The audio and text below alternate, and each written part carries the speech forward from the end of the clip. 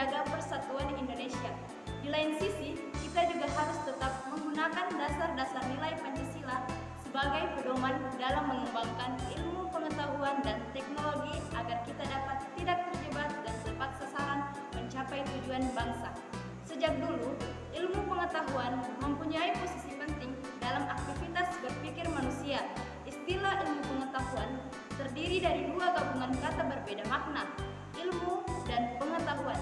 Segala sesuatu yang kita ketahui merupakan definisi pengetahuan. Sedangkan ilmu adalah pengetahuan tentang suatu bidang yang disusun secara sistematis menurut metode tertentu. Sikap kritis dan cerdas manusia dalam menanggapi berbagai peristiwa di sekitarnya berbanding lurus dengan perkembangan pesat ilmu pengetahuan. Namun, dalam perkembangannya timbul gejala dehumanisasi atau penurunan derajat manusia. Hal tersebut disebabkan karena produk yang dihasilkan oleh manusia, baik itu suatu teori maupun materi, menjadi lebih bernilai ketimbang penggagasnya. Pengembangan iptek tidak dapat terlepas dari situasi yang melingkupinya.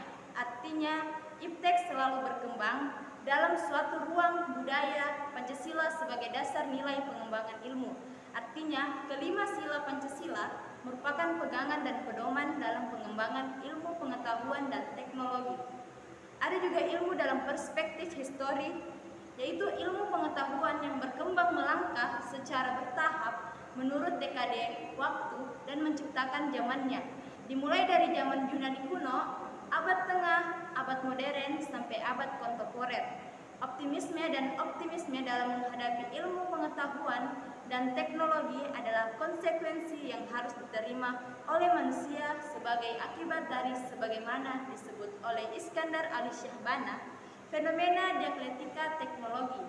Ada juga peran ilmu pengetahuan dan teknologi dalam, yaitu ilmu pengetahuan adalah suatu kesatuan fenomena yang diketahui dan dipahami secara logis, rasional, objektif, dan induktif empiris dalam pikiran manusia.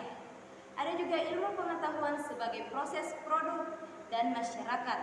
Dalam posisinya yang substansial bagi kehidupan umat manusia, ilmu pengetahuan telah menampilkan diri baik dalam bentuknya sebagai proses produk maupun masyarakat. Sebagai proses ilmu pengetahuan menampakkan diri sebagai aktivitas atau kegiatan kelompok ilmuwan dalam upayanya untuk menggali dan mengembangkan ilmu melalui penelitian, eksperimen, ekspedisi, dan sebagainya.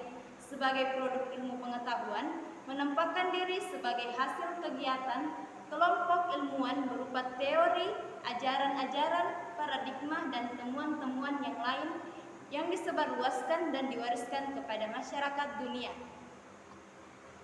Mungkin hanya itu yang bisa saya sampaikan. Kurang dan lebihnya saya mohon maaf. Wabillahi taufiq wal hidayah. Wassalamualaikum